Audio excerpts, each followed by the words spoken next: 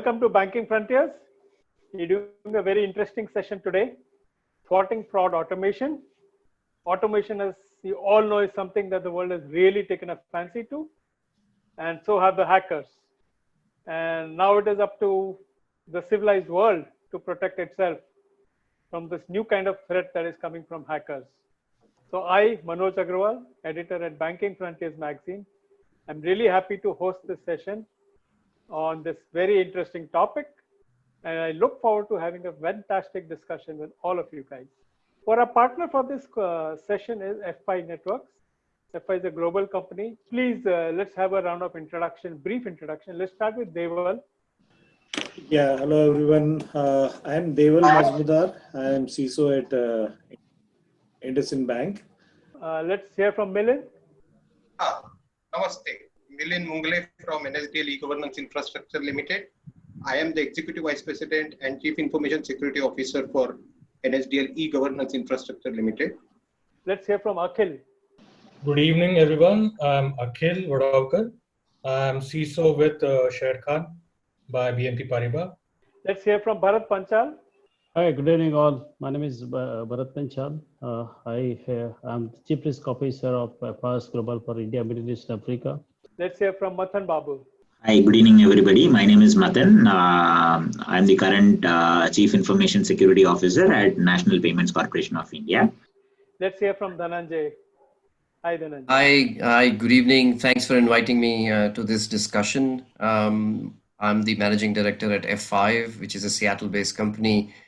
We are, razor focused on only two things. One is application acceleration, and the other is application protection. Good evening, everyone. My name is SUDARSHAN SIVAPERUMAL. I'm a solution architect for FI Networks for APCJ region.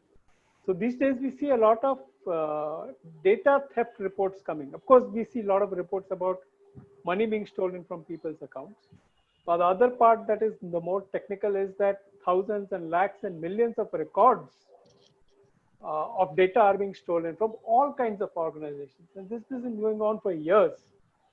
But the situation is not coming under control. So the question that I want to ask is that given this kind of data that is stolen and then sold on the dark web or wherever else, how does it affect the financial sector? Yeah, so stolen data definitely poses risk to any online profile of any person.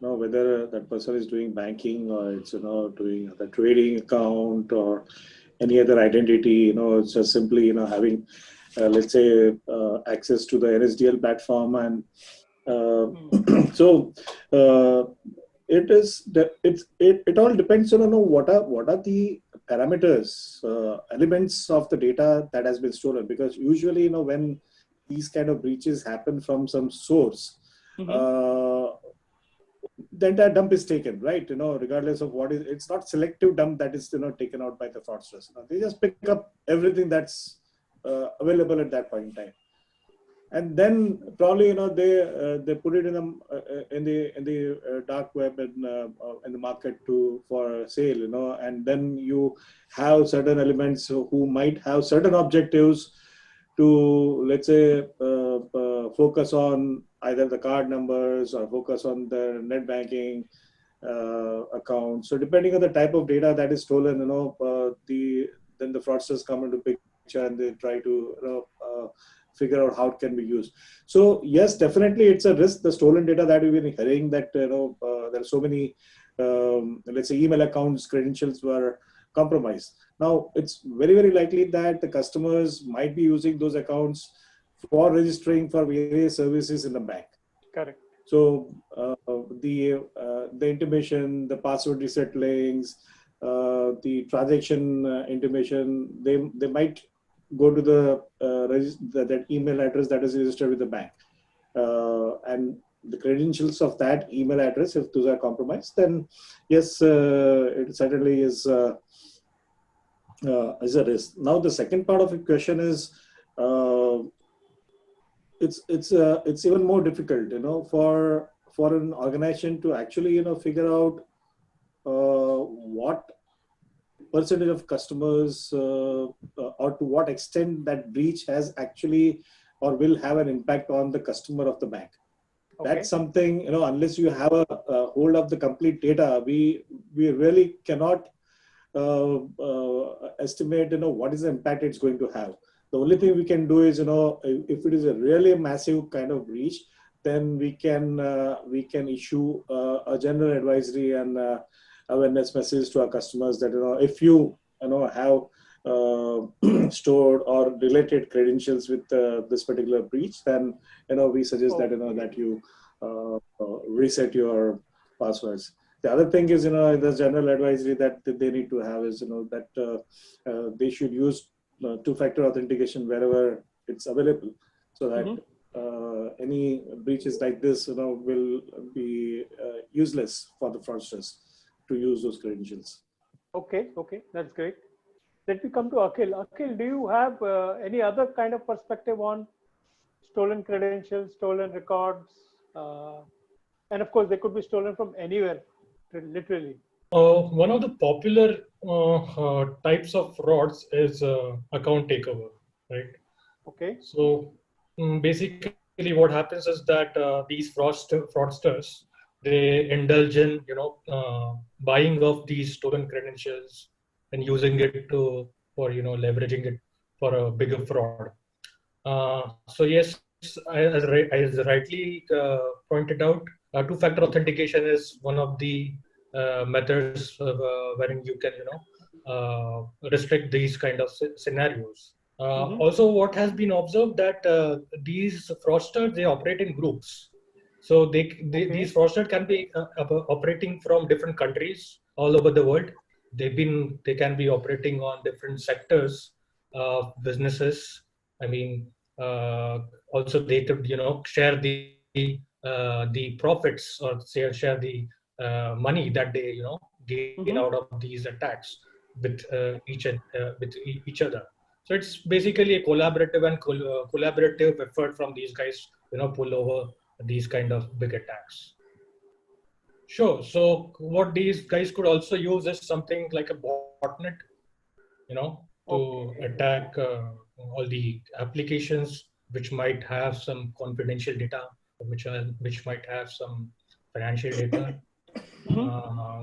So this could be an automated process wherein they are, trying to pull out a DDoS kind of denial of service kind of attack on these applications. So yes, it's all automated. That is what I would say. Let me come to Bharat. Bharat, FIS is not a bank per se, but it is running n number of applications for all kinds of banks and non-banking companies also. Are companies like FIS also equally vulnerable to such attacks? Do you look at the solution differently or in the same way as a typical financial organization? No, I think it's not FIS. No company can claim that they are not vulnerable. So everybody is vulnerable in today's world. Of course, the threat vector would be different. The degree of compromise would be different, but eventually everybody is vulnerable, and therefore, whosoever are our client, I mean, FIS in very big space of financial, fintech backbone for many banks in the country. So that is inevitable and equally applicable to every company. However, when it comes to threat and the kind of challenges as a fintech companies and especially those who are into digital banking nowadays. So one important aspect is I pick up from the previous gentleman was talking about how that vulnerabilities are exploited, and when we come to know. Data says that around 87% of breaches happen in few minutes, and that's a very well coordinated effort, gang across the world, be it dark web or even people across continental are involved into this. So 87% of breaches happens in minute, whereas 68% breaches you come to know only after months. So now, when things are happening at rocket speed, or sometimes it happens in something beyond our imagination. If you come to know about the breaches which happened a few months ago, by the time damage is done, right? So therefore, probably the detection and response is no more kind of strong prevention for fraud. I think detection at early stage does not make any difference, because by the time the data must have been misused or compromised, accounts were used for some or other purpose. So how we can think differently from detection to prevention. I think that is where the more focus going on nowadays as far as new cyberspace is concerned. The another point is when we are talking about the kind of tools and technology what fraudsters are using. I believe that they are definitely coordinated, but they are not putting too much of rocket science to breach your data. All important thing what I have learned in my previous role being an NPCI or now in FIS as well, that it is just about the common sense. They are just putting the common sense stuff, and they're just entering into the smallest of the windows, and later you don't come to know. So with technology, I believe that when we are talking about technology, which is of course state of the art technology, but the right amount of risk scenario before you implement any technology, right amount of monitoring, because once you deploy a tool, we can rely on automation to some extent, not always. We need to have manual intelligence should go into kind of alert or kind of behavior pattern or kind of account activities happening. Some users behavior also sometimes very doubtful, right? So we need to put all connect all touch points together while we are thinking about prevention of cyber crimes. Let me ask Dhananjay, how do you see your company and other IT companies reacting to these kind of threats? Coordinated large-scale attacks, and like Bharat said, not necessarily very sophisticated. But do you see a range of sophisticated and non-sophisticated attacks? And in general, what is the solution? So yes, definitely there are both kinds, but in terms of statistics, and the reason this happens is at an average, a person uses a same password at least for 4 different accounts. That's what kind of research shows. Secondly, there are three stages, right? There is a stage for stealing, there is a stage for weaponizing, and there is a stage for selling. So to the point that was made earlier, that by the time it comes on the dark web and is sold, it's already juiced out. Its utility is literally zero. And your credentials, are they on the dark web? I'm 100% sure all our credentials are on the dark web, but they are too old now and they're useless. So the point is there a service which is available that can in real time tell users or companies or institutions that credentials are being weaponized as we see them now? And it's not necessary that a credential that has been stolen from your organization is used against you. Your credential is credential that can be used. See, an individual may have the same credentials being used in different accounts. So while it is stolen from you, some other company is getting attacked using your credentials. So that's typically credential stuffing. F5, with the acquisition of Shape, we see 30 million credential stuffing attacks a day. And we have a service which can warn our users, and more number of institutions come together for the service, the more real time and effective it becomes, where we can warn that your credential has been stolen and is currently being weaponized and used. So you can proactively go and warn your users and change those credentials and their attributes. Let me come to Mathan. Mathan, your organization connects with hundreds and thousands of organizations around the country.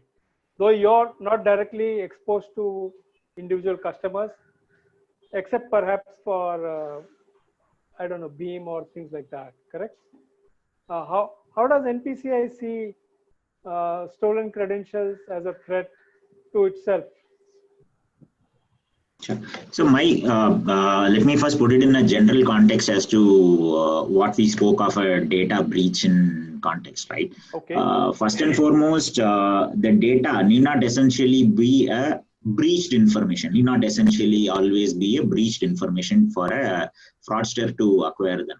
If you look at the way the fraudsters have evolved into the deep web, dark web, are simple means of crawling websites to find out. There are weaker websites where we would have created our own identity, like what Dhananjay highlighted.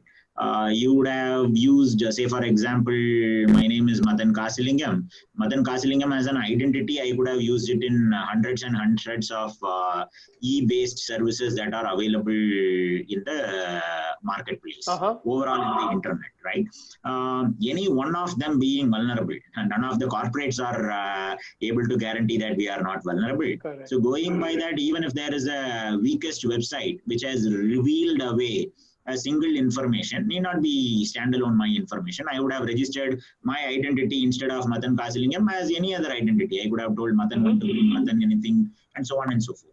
So the exposure possibility for any data breach is largely associated with an identity.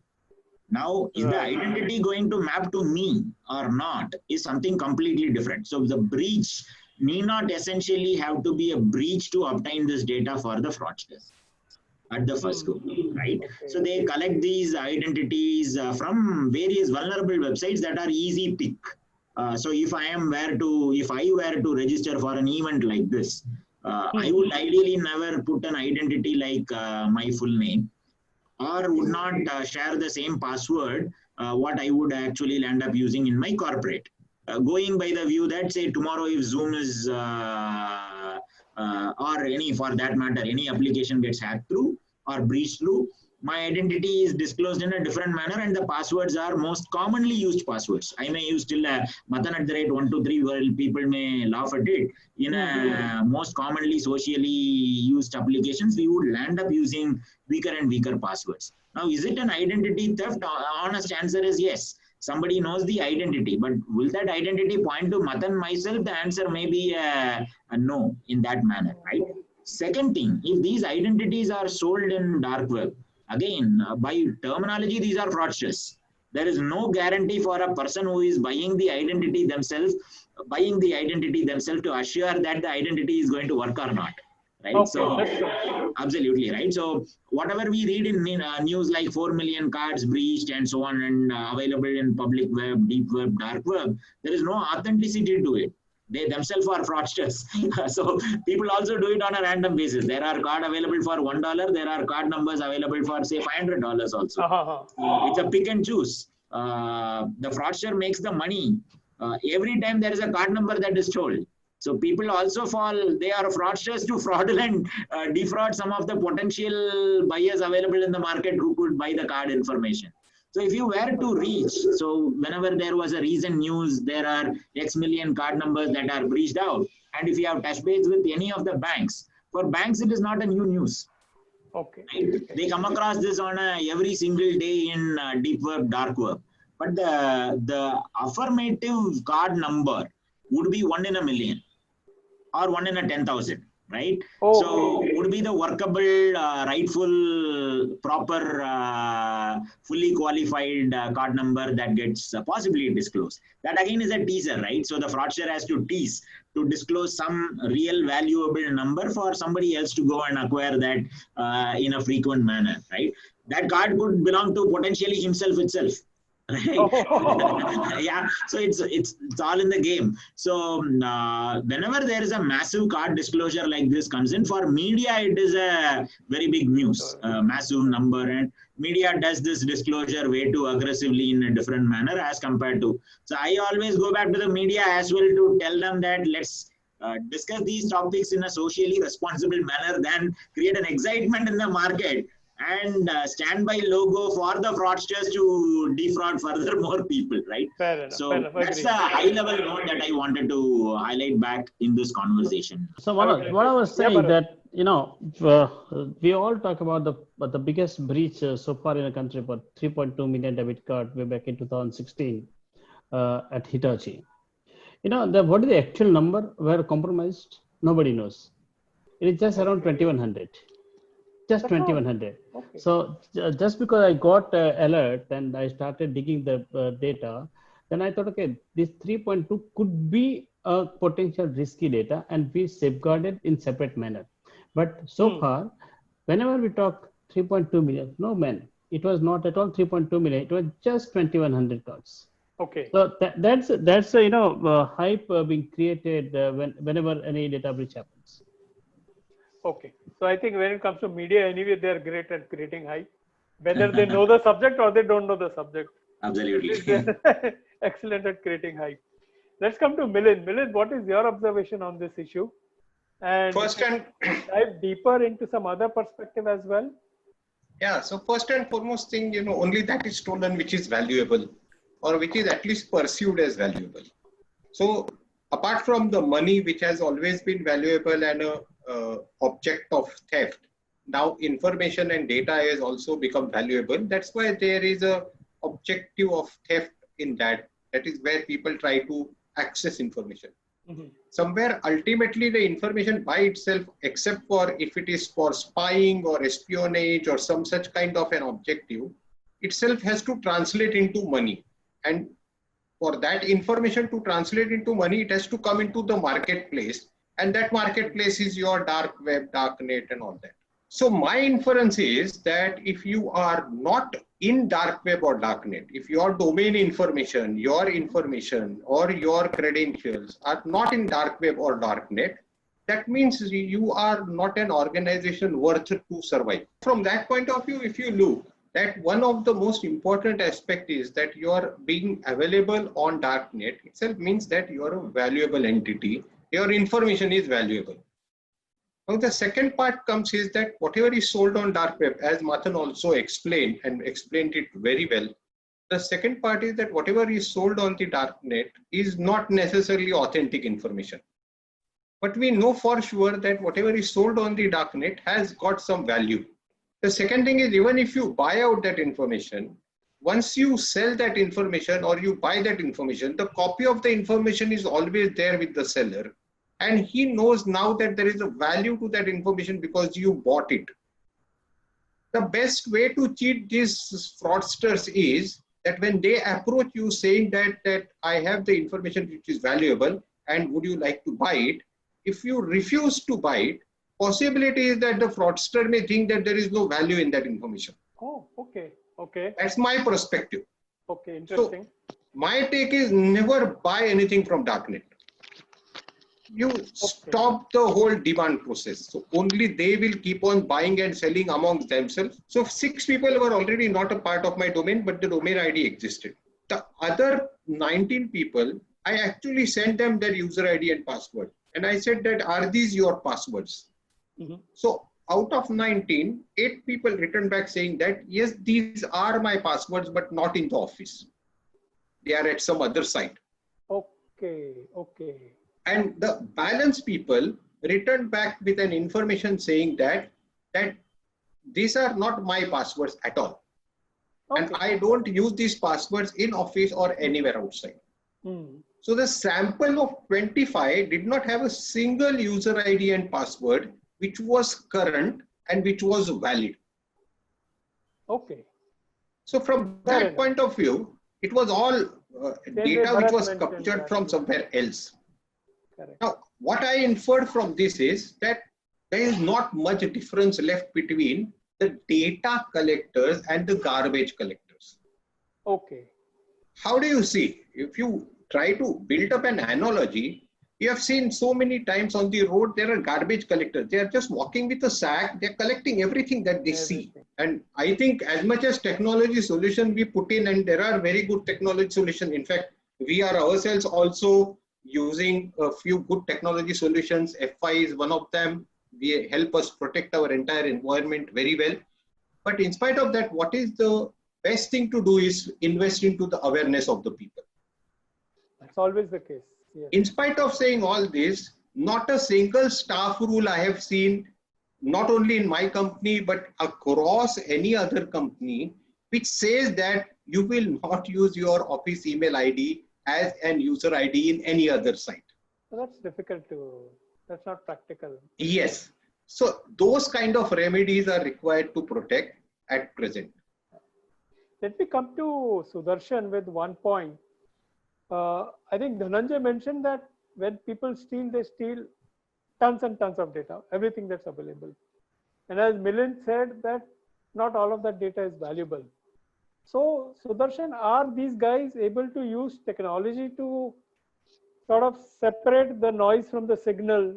But think of it, where would Sudarshan's identity be exactly the legal identity would reside, right? It would reside in my bank or in an organization like NSDL, because that is exactly where my legal name, my exact date of birth, my PAN card number, my address, my updated mobile number, my nominee, which could be my wife, her details, all of that resides exactly in these organizations. So the wealth of data and the source of truth relies in these organizations, right? Okay. That is why banking or the financial institutions are always the target, right? If I want to get my MANOJ's exact phone number, which he always uses, the chances is that when you register for some other entity or in some other account, you might actually give out fake accounts. But it will not be a fake in the bank account or for your NPS and so on. Secondly, like attackers typically are in all ranges, right? There are like Milind sir said, there is like even in the attacker space, there are people who are like at the low levels, and then there are always really sophisticated attackers. The low level attackers, right? And everyone has what we call in the attacks, within the attackers, always everyone has an ROI, right? There's always an attack, a return on investment that the attacker is also looking. I might actually go into dark web, invest $100, buy something else. And if I find that that is garbage, that is the value is completely garbage, he will not reinvest into it. At the same time, what they do is with India very specifically, right, with all the digital transactions going on, and with all of us, pretty much all of us have probably wallets in one organization or the other, and there is actually money sitting in each one of them, which could be stolen or transferred or used for transactions and so on. In those cases, account takeover is something that is one of the biggest attacks that happen, right? And for account takeover, right, if I have to take Manoj Agrawal's account takeover, I know probably that you have your account with XYZ bank. I need all this information. I need maybe name, what could be your possible email ID, what could be your possible mobile address, what could be your password that could be either guessed and so on. And then I employ something which could be in an automated fashion, or if I feel that this is really so important that the bank has deployed, or the entity from where I'm going to do the attack has deployed, saying that, okay, simple bot protection checks, or say they can identify bots and take away, then I need to probably employ someone who's like a human who could actually do mouse movements, who could actually go beyond the challenges of the bots. And even and there are solutions, or not solutions, I should say, solutions available like Genesis, search for it, that can actually do is that can say, okay, I have Manoj's browser fingerprint. Okay, so it gives me a plugin where I can actually put it in, and I can actually emulate your browser. So whatever was the version of your browser, whatever where the we call it as signals or prints of your browser, I could emulate the same way and then go to your bank, so that your bank becomes less suspicious that it is not Manoj, but it is someone else, right? And typically, when doing this attackers and to reduce the systems or kind of fooling this, we use something, or the attackers use something called as canary accounts, right? So in between, when they are testing 3 accounts to check if that username and password is valid, in between, they will actually throw in an actual username and password, so that the system says that, okay, this is actually someone who's trying an account. Maybe it's a genuine fail or login failure that has happened and so on. That's it. And when Dhananjay was talking about weaponizing, what our solution does is it actually collects a lot of what we call as signals, right, from the user all the way up to the network behavior and how that user is actually working on the application, or how they are interacting with the application. Collates all this, puts it behind an AI system that could actually help the organizations detect if there is some kind of abnormality, and then maybe flag to the risk engines and so on the back end, so that they could take actions and so on. Okay. It's a very valid point what Sudarshan highlighted, Manoj. It is no offense to what I stated earlier, is generally available information, right? But if you look at what Sudarshan narrated, it actually is a lot more tactical effort that has to be put by a fraudster if he has to come behind a specific high value target account to actually establish and perform a fraudulent transaction. It is not easily as stated as to just buy the card and use it, reuse it and redeploy through. It's not so easy. So for a corporate that is dealing in such information is where we deploy various levels of control at source, at return. How do we safeguard such customers' data that are present with us? Is again a measure, right? We ensure that are not in access to general public. Even if it is there, it is only the non-critical information. Critical information are stored, safeguarded in encrypted and various fashion. Where there are weaker controls are the ones we actually land up being in a situation like this. Deva, so what I wanted to understand from you is, since the bank runs so many applications, and I think one of you said that the detection is takes much more time than compared to the theft of the data. So as a CISO, do you want to create applications? Would you prefer to create application-specific defenses, the defense that is right for each application?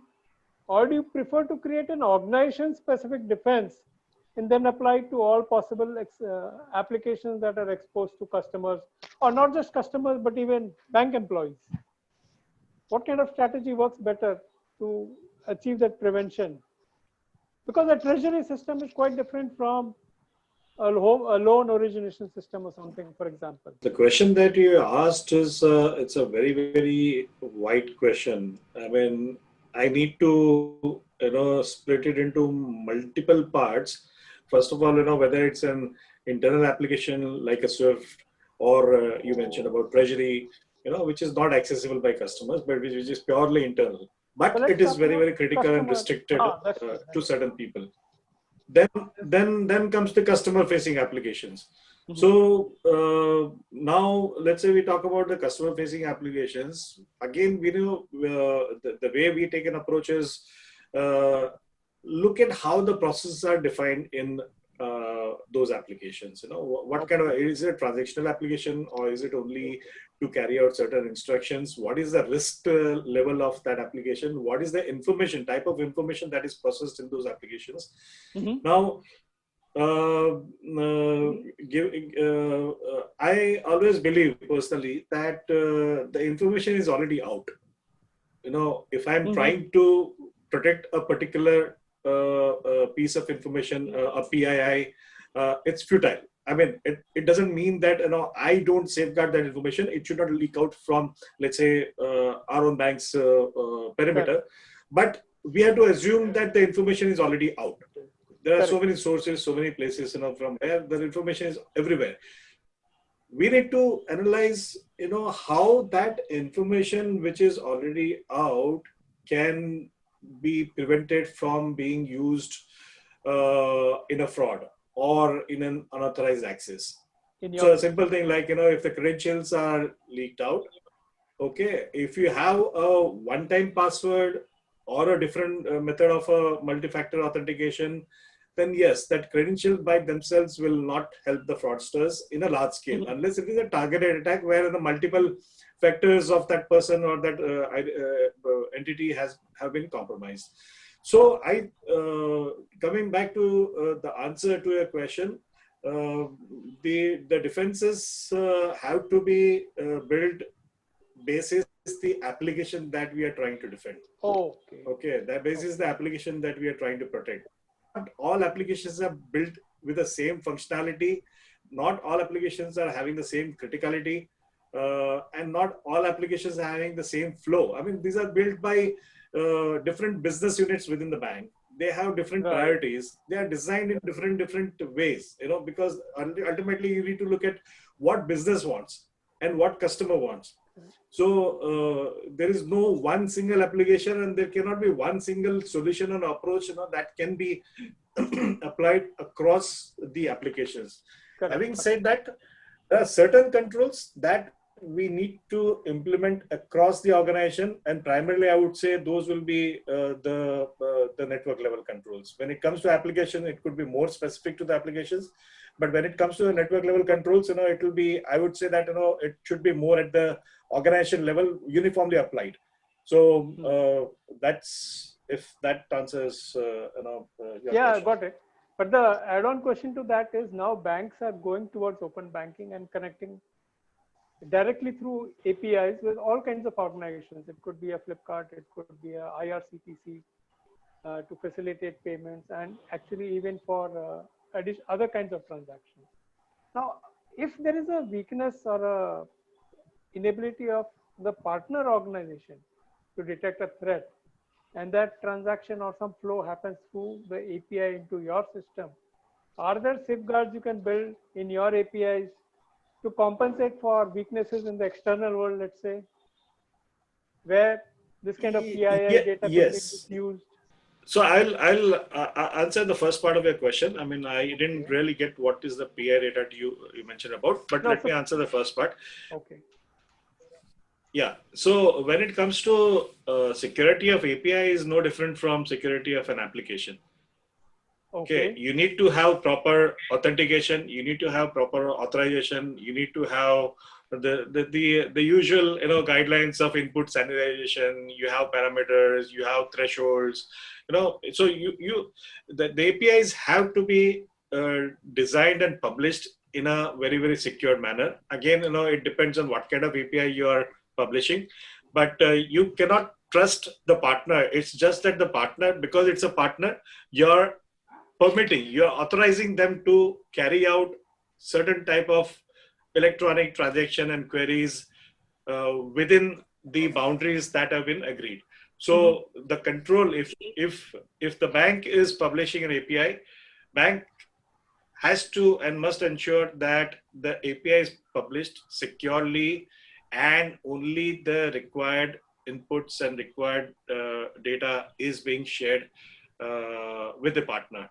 Now, if the partner ecosystem is really compromised, even if you, let's say, have implemented, let's say, certificate-based authentication, OAuth2, and whatever authentication and authorization, if the partner system itself is compromised, then it's riding over the same infrastructure that we already trusted, right? Then there is no way to figure out actually, whether it's a partner who is coming or it's a fraudster who is coming through the compromise. So does FI have any kind of solution to either prevent it or to detect it? Or I don't know, because with open banking growing more and more, with all kinds of companies connecting to all kinds of companies through APIs, I suspect this might be an emerging vulnerability, if not already a vulnerability. Though in the news, we still don't hear of too many cases of API related vulnerabilities. So someone from FI can give the global picture? Yeah, I can try to answer that or pitch in our value. So definitely, I think API is, and open banking is the next big wave in the BFSI industry. And we do that, right? And API today, UPI, and MATHAN is here, and PCI is kind of the backbone for the UPI. And we see all the live transactions today. In fact, when we were implementing solutions in PCI, we saw transactions that were happening at 4 in the morning, right? And we were like surprised at the volume. And I was asking, like, what could it be like at 4 in the AM? And he said, you know what, there's actually someone paying for their newspaper or to the milkman at that time, and money transfer through the UPI infrastructure, right? So there could be small values, but these are real-time values that happen, or real-time transactions that are happening, right? So absolutely, the ability to find something which could be malicious within the short time is a big technology challenge, right? And that is where we take the use of AI, right? We take the use of AI, and definitely we need these industry-specific knowledge there to say and look at it, like what Dhaval sir mentioned. Many of those things that we do in our solutions, like, okay, is this a good API call in terms of the method, in terms of the identify it, what is the rate at which he is posted, does his partner actually do like this many transactions per second, or is this something that he is doing abnormal, to even flag it, saying that, okay, this partner never transacts me at this point, this time of the day, or at this volume of the day, or this value of the transaction, to figure out those abnormalities in the first place, and then to do that. So that's where we use AI and try to help and figure that out, saying that, okay, you know what, this looks to be a risky transaction because maybe this partner never did such a transaction with whatever is the past history and the data models that we have built for this particular transaction environment, or this particular type of transaction. So that's how we come in and help. But definitely it needs the industry specific. Like if we had to build something for UPI, then we will need all the knowledge from there. We can't use a one size fits all to put it into it, because we have to use AI and build specific models that could be very specific for that transaction. So there's a lot of things goes around in. So I don't know whether you would recall, Manoj, I have always emphasized to secure the core and the important part is to obtain visibility, even for security professional, because even we have blind spots, right? So to secure as much as what you would have obtained visibility in the infrastructure that you intend to protect, you would apply and deploy as much controls as effectively to secure them. So it is important for you to gain the visibility as a CISO in an organization or anywhere that you go through. It's important to obtain the visibility. If you have that, then you have the ability and means to go and deploy the respective controls. So what Sudarshan highlighted is when we deployed, when it comes to API security that you asked about, API is also, you have the ability to inspect the API layer. Net, they are also underlying protocols that are used to, right? So, and it is an area where you would see evolution happening over the times to come. And when it comes to API, for example, if the client is coming directly to your system, you know where it is coming from and what time of the day and whatever else. So associated kind of data that absolutely. Sudarshan talked about. So you will plot various things. See, financial systems are way too... APIs also? Yes, yes. Financial systems are way too robust that way, right? Especially when it comes to financial transaction. Authentication is not equal to authorization. Let's have it's a completely different turmoil altogether. You authenticate a service provider to connect to you is only authenticating, which is you are giving him the ability to talk to your system. There ends the story, right? But to authorize a financial transaction, it is a different leg altogether.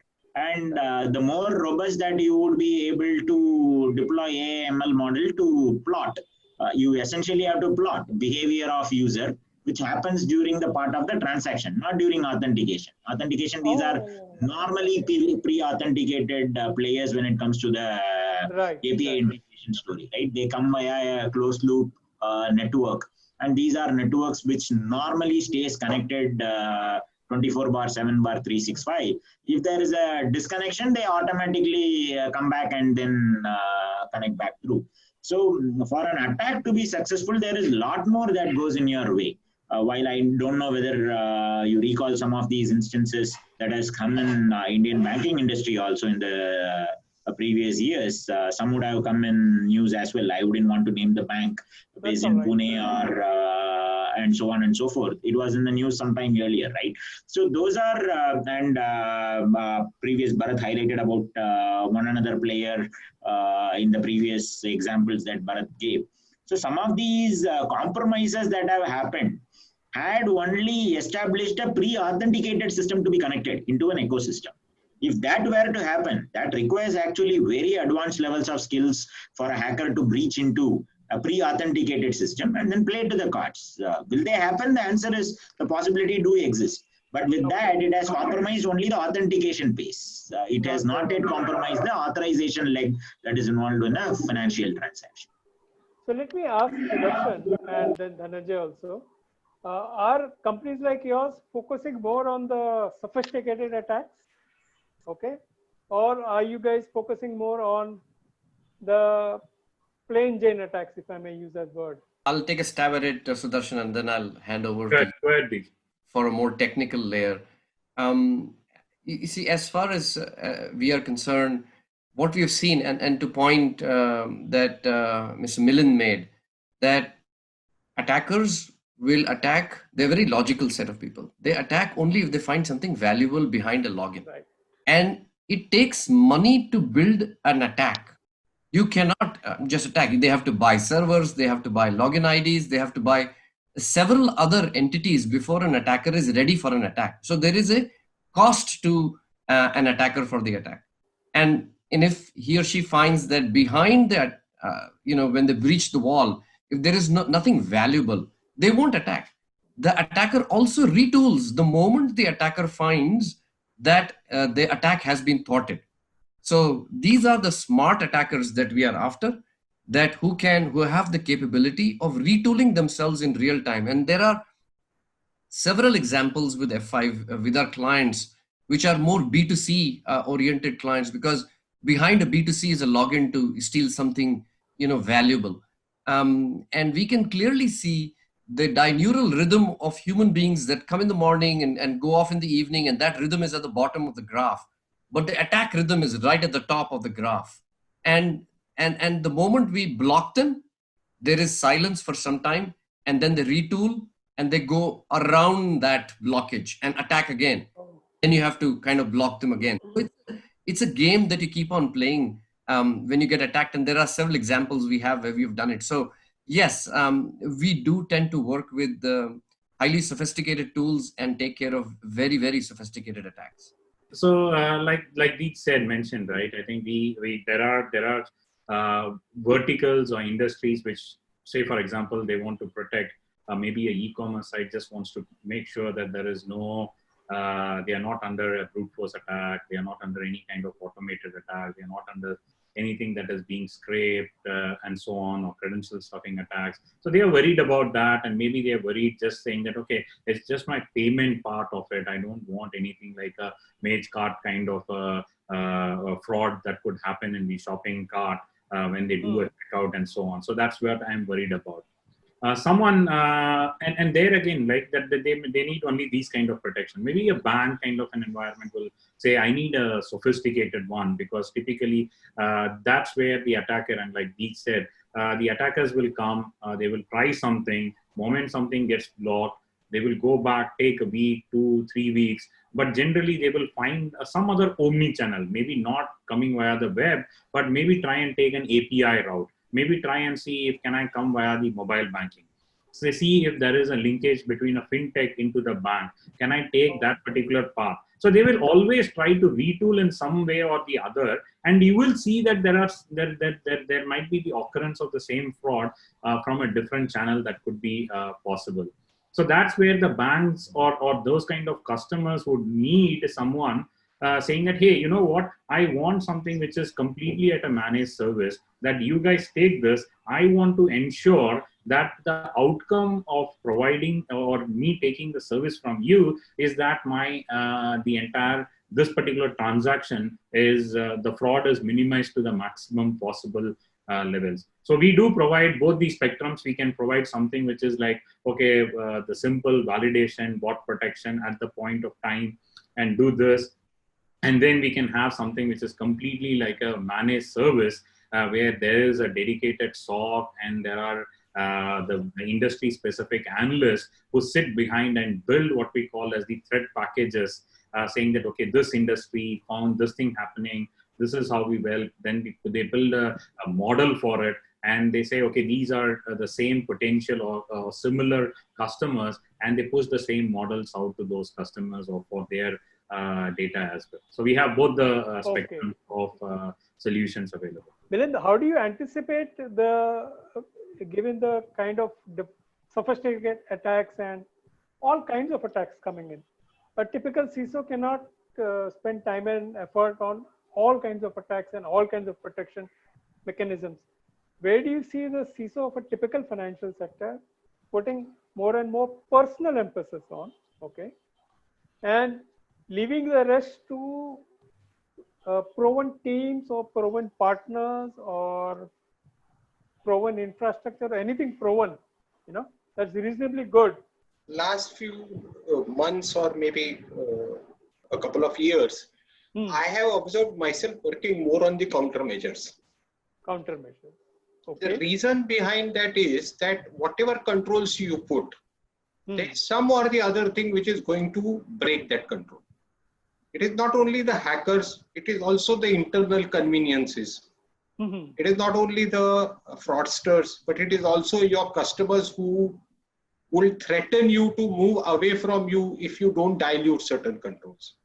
So somewhere where you are talking about proven is nothing but acceptance of what comes from the market. Hmm. And you have to keep on thinking. I'll give you an example. We were not having web application firewall. Okay. And we were always having this problem that whenever we find any vulnerability or a security risk in an application or any platform, and we go to the system team or the platform team, they would ask us for 3 months, 4 months, and sometimes even 6 months to fix it. Now you just imagine if you know some vulnerability and the person who is supposed to fix it tells you that he will take at least 4 to 6 months to fix it, Correct. you will lose your sleep every night. Correct. Correct. Because he will tell you that I already told you, I'm going to take 4 months. Now do what you can do. And if something happens, the management of course will blame the CISO saying that how come you allowed him to take 4 months? Why did you not ask him to do it in 1 month? And that is where you have to find a way to safeguard yourself and your organization, at the same time give whatever legitimate time frame is required by those people who are supposed to fix that. And that is where the countermeasure comes in. So when this application security was a threat and people found that if they have to make those changes, they will have to upgrade the version. They may even have to change the framework, and they may even have to qualify the whole application on a new platform, which they were willing to do if the time is given. We had no option but to find some other way. And that is when we decided to implement web application firewall. Okay. So when web application firewall, of course, I mean, Dhananjay and Sudarshan are here. Sudarshan was very much instrumental in advising us how to go about it. So when we implemented that web application firewall, we had a breather from both the sides. We told them that you have to invest your time in putting the policies. Web application firewall is not a magic box that if I put over there, suddenly everything will be okay. Policies, yes. So you have to invest your time in putting the right policies so that I can block those vulnerability related threats on the web application firewall, and you can take your own time to fix those threats or fix those lacunas in your application. And that was a very good,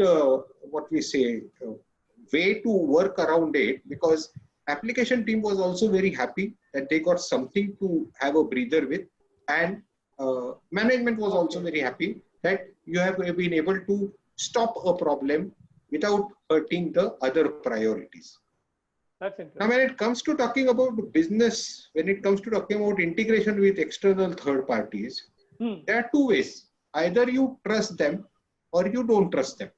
Correct. For example, if I am connecting with IndusInd Bank and I know Deval and I know how Deval operates, so I can trust them. But then Deval also has so many other things behind him. So from that point of view, the best way to maintain a good, healthy business relationship with your associates is tell them not to trust you, and you also don't trust them. Zero trust kind of. So zero trust architecture is very, very important. So I have personally spent a lot of time working on zero trust models and countermeasures to strengthen the security parameters or the way we have built our security. So I think as a CISO, I would probably continue doing that while enhancing the other part of the security. And did this come natural to you, or you had to really think a lot and say, what should I focus on? No, it comes, it is like when you are stuck, you want to get out of the situation. Right. So when the auditor was shouting with your name and giving red marks in the audit committee, telling that as a CISO, you did not get this application vulnerabilities fixed. And on the other side, when the application team was adamant that I will not be able to fix for next 4 months or 5 months, leave aside everything else, I had to come out of it, isn't it? It naturally came to you. Okay. So then you have to think in that direction. You have to talk to knowledgeable people. You have to call vendors. You have to put some very, very rigid conditions on them. And someone who proves through all of them and comes to you with a viable solution, you adopt it. That sounds straightforward and logical as well. Yeah. Devar, what is your experience? What during the last 6 to 9 months or 12 months? What kind of things have you focused your personal attention on and let the system handle those things that the system is good at handling? So, not necessarily only in the last 6 to 8 months, but my priority, or rather, I would say the focus has been, apart from what MILIND has already said about in terms of implementing the compensatory controls through WAF or through DAM and various other tools, my focus has been in terms of implementing layered security on the outbound traffic.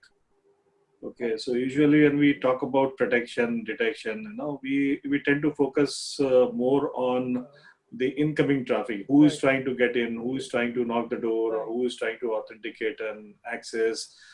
While that is definitely a requirement, I also focus on what is going out. What type of connections are being made? What type of connections are even getting dropped at the perimeter because of the security policies? Because that may indicate, there is some level of unwanted element, some infection in, let's say, one of the laptops or one of the machines that could be inside the network. Okay, so I think that is very important to closely monitor what is either going out or trying to go out. Because that would definitely, because ultimately, the fraudster, what are the fraudsters going to do? They are not simply entering the network for just to understand, what is there. I mean, they do that during the recon phase, but ultimately they want to take something out, right? In most of the cases. Okay, unless they come with the intention of, just creating downtime and create some denial of service kind of, issues and make your server hang and, so some kind of a sabotage is intended. Otherwise, in most of the cases, in the fraudulent cases and other cases, it's about something that they want to take it out. Okay, so where do they communicate back? So I think, okay, there's, try to look for outliers, try to look for anomalies in various traffic, in your email traffic, in your web traffic, in your firewall traffic or IPS traffic. And it's a combination. You have tools available. You have this big data and analytics tools available. But I think we still need, and we do have people, who actually analyze certain levels and certain types of reports manually on day-to-day basis. Okay, it is the major part is left to the engines, but there is certainly a human element, that a human eye that requires to look at certain type of reports every day and figure out what's going on. So that has been the focus in terms of trying to prevent incidents. And the same question that I asked Milind, did this come naturally to you, or you have to figure out, yes, I should focus on this by doing some analysis? I mean, this doesn't come naturally. Why? Because cybersecurity, we can say, I mean, at least I am exposed to that only for last about 10 years, right?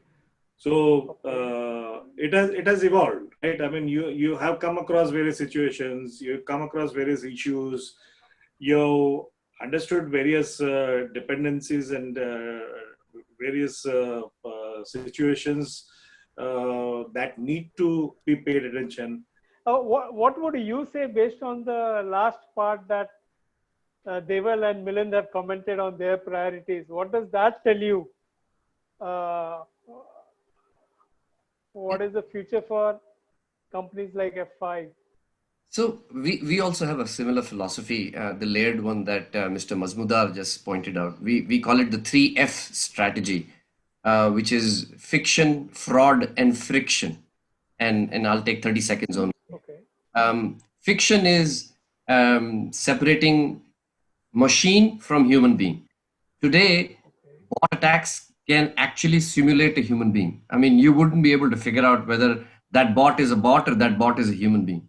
So your analytics and your AI engine needs to be smart enough to segregate what is machine and what is human traffic that is coming to you. And won't be surprised if you put a detection tool, 90% of our customers' existing traffic is all machine. It's got nothing to do with machine. Bot is not all bad. They're good bots and bad bots.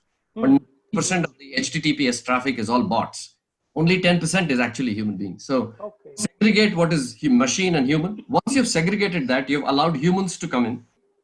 Then you need to figure out what is a good human being and a bad human being. And then you have to cut the bad actors and only let the good actors in.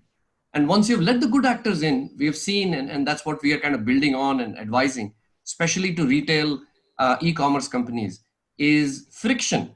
That is, you are then pushing on so much of authentication onto a allowed entity in your network that the entity kind of drops and goes away, thereby not shopping on your website. So we call how do we reduce this friction? We call it multi-friction authentication rather than multi-factor authentication. How do we reduce this friction and keep that buyer on your website for longer so that they can continue to buy? So this is our philosophy on fiction, fraud, and friction. That's interesting. First time I'm hearing these three things put together. I've heard each of them individually, but putting them together gives a different perspective. Sudarshan, your concluding comments. So exactly. You can share. Yeah, so it's already all the mix of it. So when we are talking in future, right, we are talking solutions that the millennials would accept, right? So the friction part, right? Yes, the more the kind of two factors and checks and so on that you might actually put adds to the friction, right? So our idea is like even in the financial industry, how many of the times, like last time you logged into Gmail or a Facebook, you really had to log in, right? You probably open up your browser, you fire in Facebook, Gmail, or whatever, until you're not moved to a different browser, until you're not moved to a different geolocation, it doesn't pop you for a two-factor, right? So the whole idea is that how similarly for even in the financial industry, when someone is doing a transaction, can we collect enough number of signals? And that's where all our engineering effort is going on, in collecting all the signals that can tell me that, yes, this is Manoj who's actually coming in for a transaction. And I can reduce the number of friction to him and make it easy for him to do a transaction. And that's what we in the backend and the engineering have been trying to do with all the AI ML models to make it as much as frictionless as possible to do a transaction. And every day for us is a learning. We process churn about close to 2 billion transactions that runs through our AI model globally. And from there, we are churning out all this different, and it's always a learning for us. And we try to bring out a new tool, which will be coming up very soon, where we will actually use this to kind of lengthen the session period. And that's being tried out in some financial industry customers in the US, where we keep like a long-lived session. So you come back, you don't even log in back again. You don't, in the sense like you don't give your credentials against two factors again, and becomes very easy for you to do transactions. So that's where we are focused on. So great. This has been a great, interesting discussion. I would like to thank each of you gentlemen here. Yeah, thank you, everyone. Thank you for having me on this. Mr. Masmudar, very nice to have met you both. Thank you, Dhaval sir. Nice Thank meeting you all. Thank you, sir. Same here. Same here. I know. Thanks. Thank you. Bye-bye. Okay. Bye.